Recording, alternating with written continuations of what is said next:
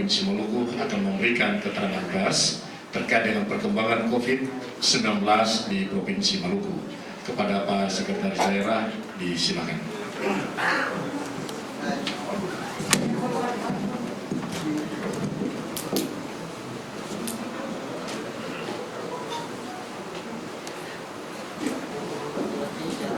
Assalamualaikum warahmatullahi wabarakatuh.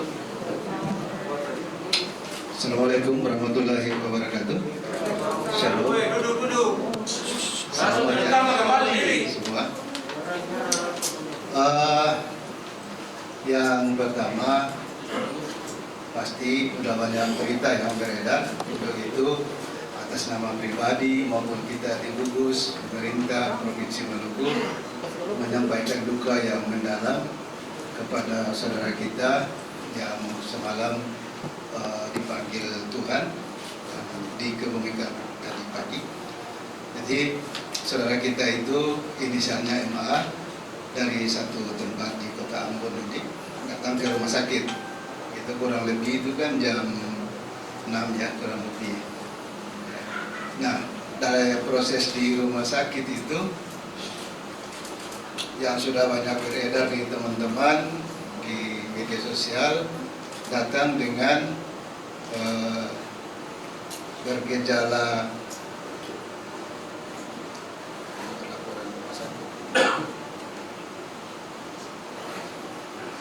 yang datangnya itu jam 18.15 pasnya ya. Kemudian dengan keluhan sesak napas dan seterusnya ya, ada batuk-batuk. Kemudian yang bersangkutan juga ada riwayat pengobatan program penyakit yang minum obat 6 bulan itu, yang penyakit dada itu ya. Kemudian dirawat di IGD dulu, dirawat di IGD.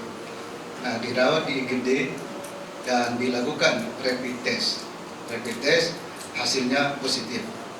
Hasil rapid test ya, hasil rapid testnya itu positif. Kemudian dilakukan konsultasi dan kondisi daripada pasien itu terus memburuk ya, terus melemah, katakan gitu, semakin sesak. Kemudian dipindah itu ke ruang isolasi jam 22.30 dan pada jam kurang lebih 23.40 pasien yang bersangkutan tidak dapat ditolong. Nah, informasi yang beredar ke masyarakat bahwa pasien itu adalah pasien COVID. Sekali lagi kami di gugus maupun yang lain di Kota Ambon maupun di kita tidak menyatakan pasien tersebut adalah COVID sebelum kita mendapat hasil swab.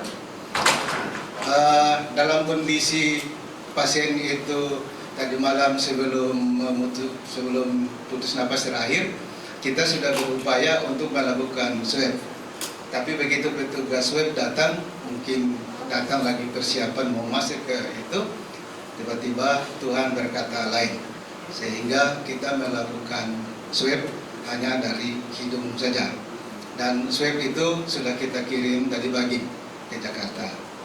Nah, masalahnya tuh di sini. Kami sangat berempati apa yang dirasakan oleh keluarga almarhumah ini. Pasti kami juga sangat merasakan hal yang seperti itu. Artinya kalau kami di posisi keluarga, pasti kami merasakan kesedihan dan seterusnya, pasti seperti itu.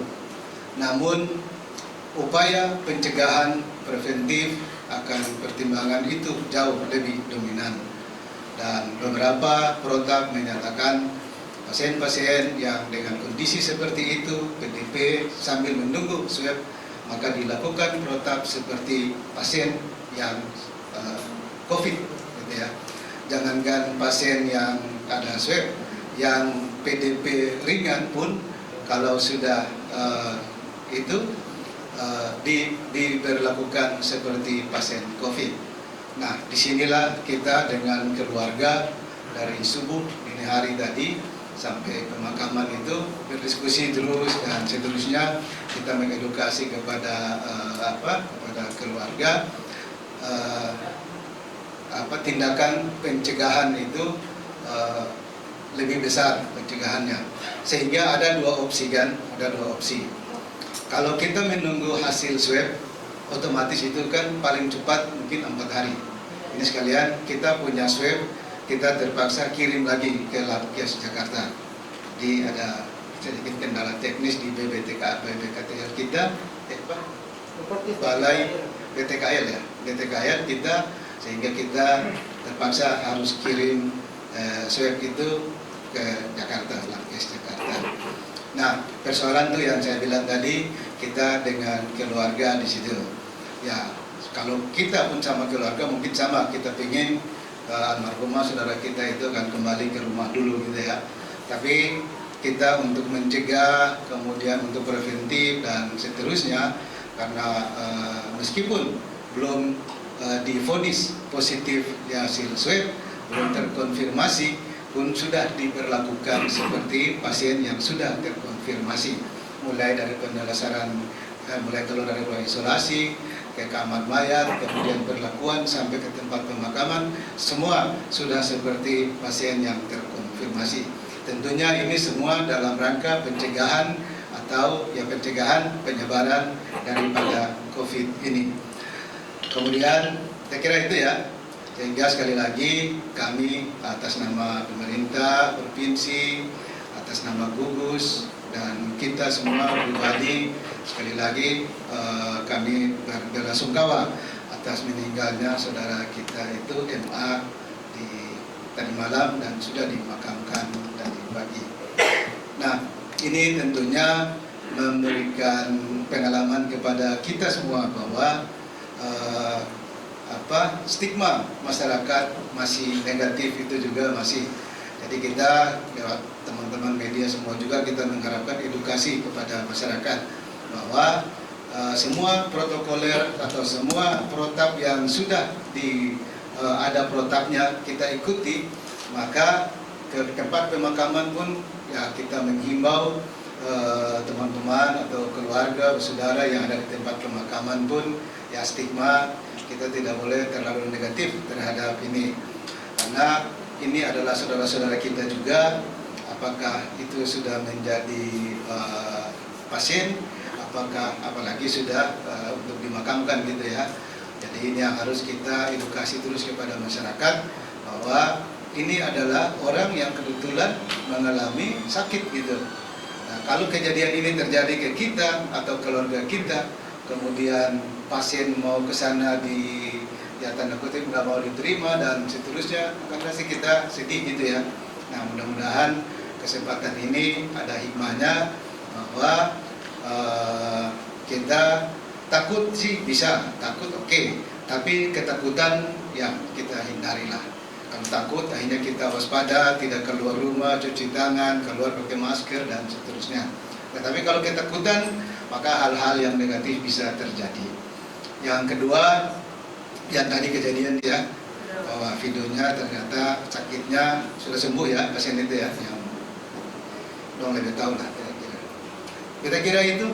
Jadi kita sekali lagi kepada keluarga almarhumah, orang tuanya, suaminya, anak-anaknya, ya kita berbelasungkawa atas meninggalnya almarhumah itu.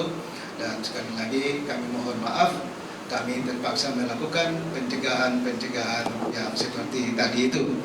Dan pada saatnya nanti hasil apapun yang keluar dari swab akan kita umumkan juga kepada khalayak, kepada saudara semua, terutama kepada keluarga yang ditinggalkan. Sekali lagi kami hanya bisa berdoa supaya almarhumah diterima di sisinya dan keluarga diberikan ketabahan. Sudah ya?